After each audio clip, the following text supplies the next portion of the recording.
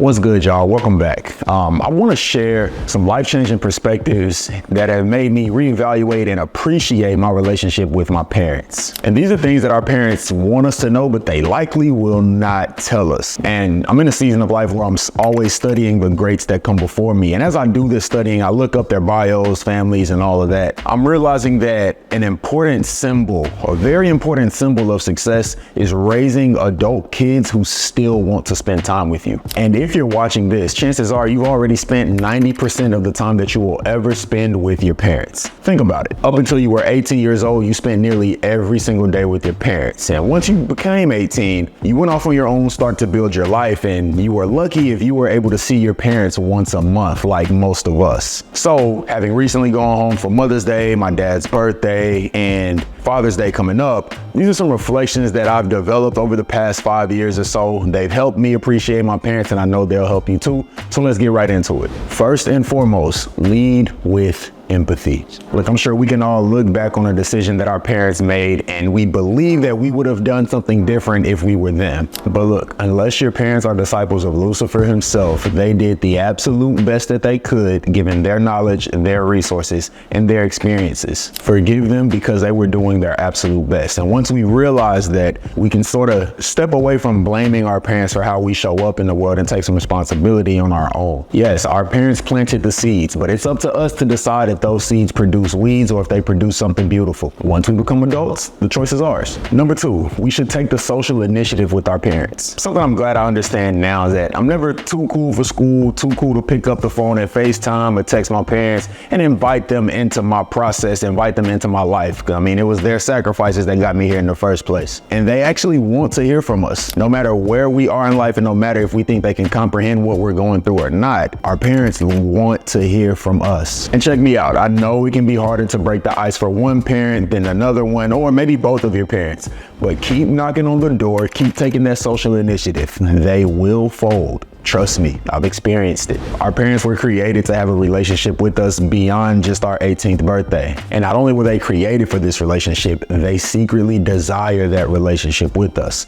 So no matter how strong those walls are, keep knocking them down, keep taking that social initiative, and it will pay off. So send them that gratitude message, tell them you love them frequently, because the reality is, number three, know that your time is limited. In my specific situation, I left home about 10 years ago, and since then, genuinely, on a good year, I'll see my parents maybe 3 times a year. And if I continue to do that, given their age and some of their habits, just some community habits and things of that nature, I may have about 15 good, healthy years left with my parents before their health starts to deteriorate pretty quickly. And that's scary. If you do the math on that, that's about 30 to 45 more times that I will really get to be present with my parents. And if you're from a community like mine, you know that it takes one health incident for things to go downhill pretty quickly, just due to access and resources, things of that nature. The point is, this pursuit to wealth and freedom means absolutely nothing if we can't prioritize the people that mean the most to us and invite them into the journey as we pursue.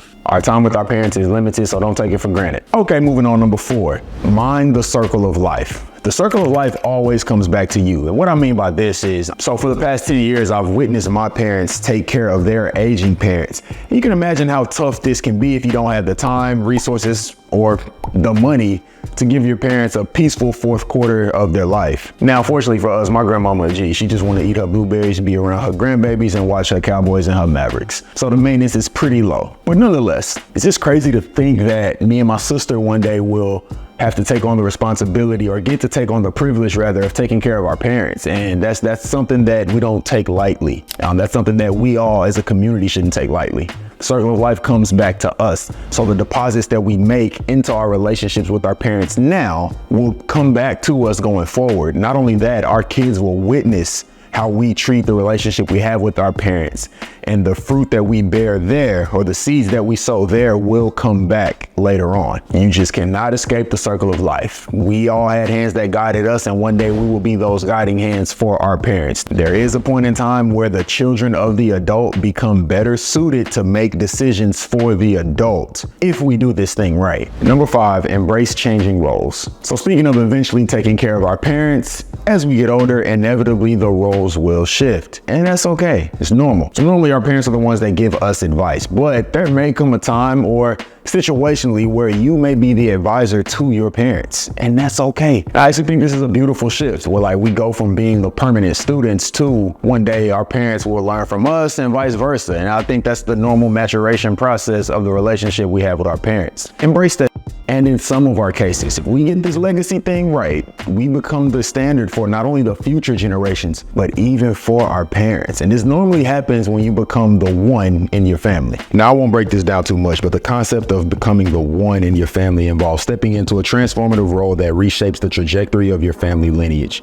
And it often sets a new direction for future generations. Now, this role can manifest itself in various forms, such as breaking negative cycles, achieving significant success, or establishing new positive tradition. In any case, resisting this natural phase of life where we sort of change roles seasonally or depending on the topic with our parents, if you resist that, what we can do is build resentment and just further darken that relationship with our parents. So roll with it, let it happen, and approach it with grace and patience because we can, and it's all part of the journey. And number 6, which ties to number 1, practice forgiveness. Practice it, drill it.